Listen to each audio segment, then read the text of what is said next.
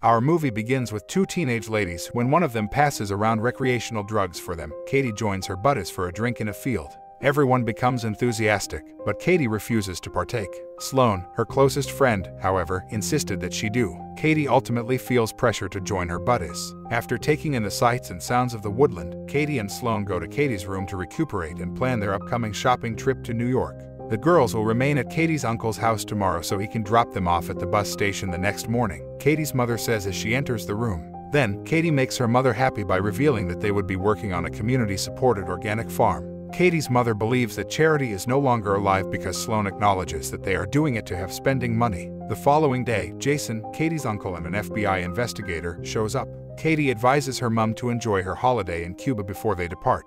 As they make their way to Jason's house, Katie's phone rings with a joke-changed provocative ringtone. Although she can hardly hear her, she answers her mother's call. They soon meet Jason's girlfriend, Gemma, at his home. Sloane thinks of adopting an identity like Heather that evening. To test it out, she invites Katie to call her Heather. Once she is happy, she advises that Katie also use an alias. Katie decides on the name Ripley. Jason drives the girls to the bus stop the next day. He offers to wait with them because the bus will arrive in an hour, but Katie rejects it. Jason advises Katie to contact him with a code so he can identify her, out of concern. When Sloane becomes perplexed, Katie explains that her uncle, who suffers from paranoia, wants code words to be placed after the alphabet in case they are kidnapped. This makes Sloane laugh, so she makes fun of Jason for it.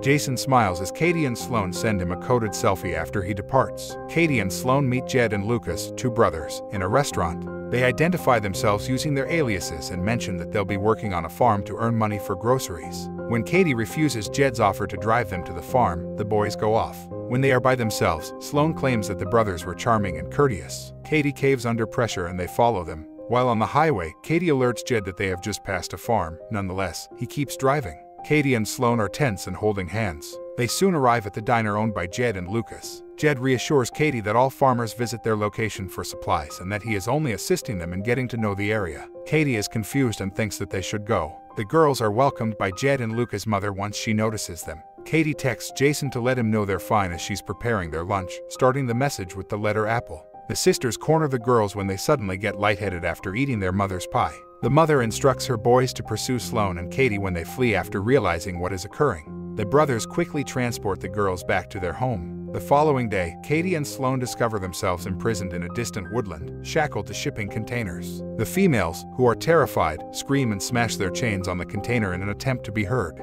Jed, who has just arrived, tells them that nobody will hear them because they are so far from everyone. He tells them that if they comply, life would be simple for them. After giving them their personal belongings, he describes their luxuries, including a bed inside their shipping container, outdoor showers, a generator for lighting, and even a toilet that they will clean. Jed dismisses Katie's pleas for freedom and just says, "They're not savages," in response. The mastermind, Boris, eventually runs into them. He punches Jed for stealing his truck without his consent when he sees him. Boris says it's his responsibility to keep Katie and Sloane healthy and offers his apologies. When he asks Katie who Jason is and pulls out his phone, she reveals that he is her uncle. When Boris asks whether Ripley is Katie's true name since he thinks she's using her pseudonym, Sloane responds on her behalf. Boris is not persuaded, so he terrifies Katie into being honest. Boris recognizes Katie's code and interprets it as a safety phrase, so he uses the same code to respond to Jason. Katie retreats in fear. Gemma is cooking in the kitchen when she notices the response on Jason's phone, entirely unaffected by it.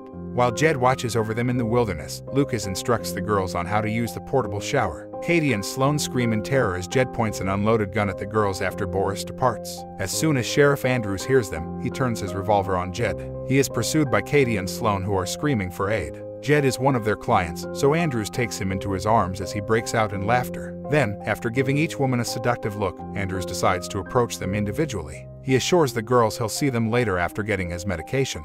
The sheriff kicks Katie's buttocks as they make their way to their containers, and she yells at him. Katie and Sloane beg Lucas for assistance as Jed drags Andrews away, but he just inquires about their allergies. Sloane yells angrily that they can't take being abducted since it makes them sick, but Lucas just locks them in one of the containers. Andrews eventually departs Katie's container, happy with the encounter. After he leaves, Sloane rushes to console Katie, who is grieving silently. Jason is worried about his niece while looking for his phone, but Gemma reassures him that everything is alright because she just saw Katie's SMS. He becomes concerned, though, when he realizes Katie also used the same code. However, Gemma believes that Katie is only perplexed. Jed and Lucas show up in the wilderness with a client who chooses Sloane. Katie becomes anxious for Sloan, who is terrified and mute. Sloan sleeps in the bed next to the man in fear. Sloan spits on his face out of disgust. She cries when the man hits her out of anger. After that, Sloan is helpless as the man raises her shirt. He then burns her tummy with his cigarette, causing her to scream in agony while Katie sobs outside helplessly. Jason contacts the farm simultaneously and learns that the girls didn't show up.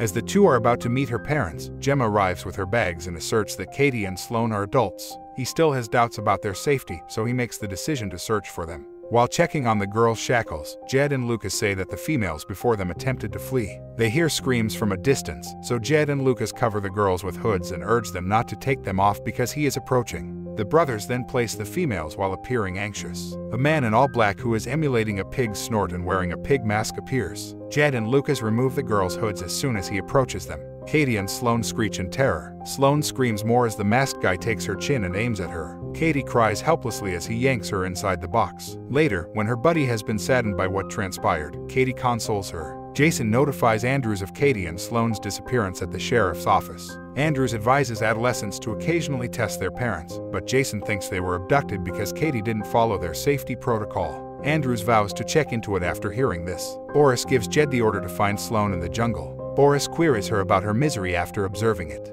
He then points to Katie and says she lied to her uncle about the text. Given that Katie's uncle is an investigator, Boris takes Jed away and tells him to get rid of the girls because the FBI could become involved. Once they discover the girls' deaths in the morning, he believes the detectives will leave them alone. However, Katie hears this and is alarmed. Katie hastily sits on her bed as Boris enters as they come back to check on them. Sloan, on the other hand, is upset and sobs nonstop. In the meantime, Jason visits the eatery in front of the bus terminal to inquire about the females. He displays a photo of them to an employee, who identifies them. The worker reveals that two males in a blue pickup, who were described as having decent looks, picked them up. The worker informs Jason that the car has an obscene bumper sticker before he departs. Sloan is informed by Katie in the jungle that they must go since the men intend to kill them. Suddenly, Boris, Jed, and the previous Sloan picking man show up. Although Boris warns him not to touch the females until the sheriff shows up, the two leave the ladies with the client. When Katie and the man are alone, Katie asks outright whether they're going to pick up other ladies, but the man replies that he doesn't know. Katie assumes the females before they are dead since the guy won't tell her what happened to them. However, the man disputes this. Then Katie takes off her top to entice him. The man allows her to approach him after becoming tempted. Katie suddenly kills him by biting his neck. The females then unfasten their shackles in order to flee. The sheriff has a conversation concerning Jason's discoveries while en route to pick up Katie and Sloan. He orders Boris to burn the truck and the girls' bodies after becoming enraged. Andrews quickly makes it to the woodland but finds the girls gone. Andrews phones Boris as his police vehicle abruptly leaves the girls to enter undetected. In their haste to flee, Katie and Sloan pass by females who may soon become victims on the road as they drive away. They make the decision to take matters into their own hands after realizing that it won't end once they've escaped. To get tools and weapons, the girls go to a hardware shop. Katie queries the shopkeeper about Boris as they pay for their purchases. The shop assistant gulps in response out of fear. Jason, in the meantime, visits an insurance company and says he accidentally backed into a blue pickup truck that had a pornographic bumper sticker on it. The women admit that Boris Carlson's pickup is the only one listed in their registration after he makes up the fact that he wants to find the owner to take care of the damage. The elderly mother phones the DMV to confirm because his address isn't shown. When Boris gets home that afternoon, he sees the record player is turned on. When Katie suddenly throws a spiked tennis ball in his direction, he raises suspicion and grabs a weapon. Boris becomes upset because he cannot see well. Sloan feels better as the females keep pelting him with spiky balls. While Boris begs the females to stop, they place him face down on the table. They reject the money he gives them. Katie and Sloan make a weapon out of nails while questioning him. Boris reveals to the girls where he hides his money after haggling with them, and Katie goes to get it. She retrieves the package and, pleased with the quantity of cash, opens it. At this time, Jason eventually makes it to Boris' home. He promises Gemma that he will make it up to her parents when she calls. While Katie inquires as to where they may locate the masked man, Boris continues to beg to be released. Although he has complied with all of their requests, scared Boris declines to speak, but Sloan gives Katie her homemade weapon. When they break their vow, surprised, Boris reminds them of it, but Sloan tells him that he had already intended to murder them. As Katie and Sloan place the weapon and ruthlessly drive it within Boris, he screams. Jason hangs up the phone and goes inside after hearing a scream. With his revolver in hand, he bursts in and discovers Boris' condition. He quickly exits after spotting the blue truck driving away. Later, Jason meets Andrews at the sheriff's station. He inquires as to the sheriff's company, and Andrews replies that his men are out setting up barricades. Jason then tries to contact Katie's phone after hearing this. He is suddenly informed by Andrew's provocative ringtone that he is in possession of Katie's phone. The sheriff is startled and instantly aims his revolver at him. The disguised guy, a preacher, is later encountered by the girls as they reach a church. Sloane enters the church with her weapon in hand, ready to murder him. Sloane counters that she already has a BFF while the masked guy refers to her as Jezebel and emphasizes that he has God on his side. Katie suddenly strikes the pastor from behind, rendering him unconscious. The females then navigate a longer route to their goal by driving around town. When they get there, they check on the pastor, who has been dragged along the road while being tied to the car and is bleeding. He continues to quote scripture, confident that God is still on his side. After that, the females enter a convenience shop to purchase matches. The preacher struggles to crawl while furiously noting biblical texts. While he is doing this, Sloane douses him in gasoline. Katie then lights a match and throws it to the ground. They leave him burning after being satisfied and proceed on their way. Andrews ties Jason up in a room and tells the girls what he plans to do when he finds them. Jason screams at Andrews in a fit of rage, but Andrews is unconcerned because he knows the girls will come looking for him and discover him dead. Then Andrews turns on the radio and walks away from Jason. Then he takes newly captive ladies into a different room. Without Andrews' knowledge, Katie and Sloane approach from behind and take him out.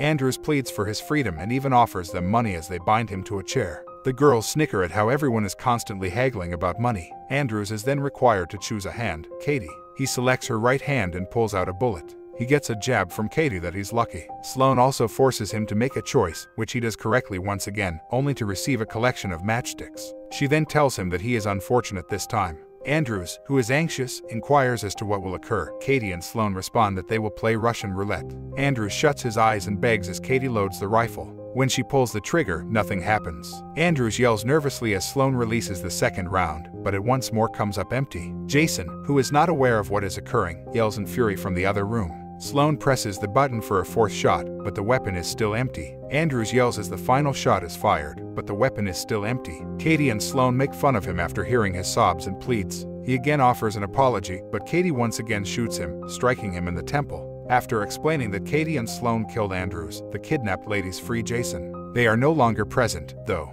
That evening, Jed and Luca's mother is drinking when she unexpectedly faints. When she awakens, Jed is seated on a stack of books with a noose around his neck, and she is bound to a chair. The mother cries out for the life of her son, but Katie kicks the books, only for the noose to come undone. They're not monsters, Katie grins, insisting. Jed is raised, though, and Sloane swings a bat at him. Then, as his mother sobs, the girls brutally beat him. The mother, whose temper is flaring, threatens to murder both of them. Sloane is dragged in front of the kidnapped Lucas after she claims she's pleased she got to see her son die. Lucas pleads and apologizes to them before reprimanding his mother and reminding her that he has previously warned them against doing this. When Sloane hears this, she releases Lucas from his bonds and offers him the bat, telling him to beat his mother or else he'll die. Lucas kneels and offers to promise not to say anything in exchange for being allowed to leave after his mother begs him not to. Sloane still shoots him despite this. Later, Katie gives Sloane the order to shoot Lucas while holding the pistol, giving the impression that he first murdered the others before dying himself. The mother warns that they will be apprehended, but Katie points out that her uncle is a police officer, and that he once told her that it is difficult to look into the evidence. As a result, they cleaned out everything but the surfaces that bore Lucas' prints. Once more, the mother offers to trade her life for money. The girls chuckle and seem like they'll accept the offer, but Katie starts the weed whacker. As Katie swings the weed whacker at the mother's face, the mother screams. A few days later, Jason drives Katie and Sloane to the airport by picking them up at his sister's house. Katie's mother urges her daughter to inform Jason each day while they are in New York before they depart. Jason assures her that they are intelligent when she asks if she should be concerned. Katie and Sloane come across a man at the airport carrying a sign for the organic farm. Two more ladies come up to him, suggesting that the atrocities might not be done yet. This is how our movie ends. Tell us in the comments how you felt about this movie recap. See you in the following movie recap.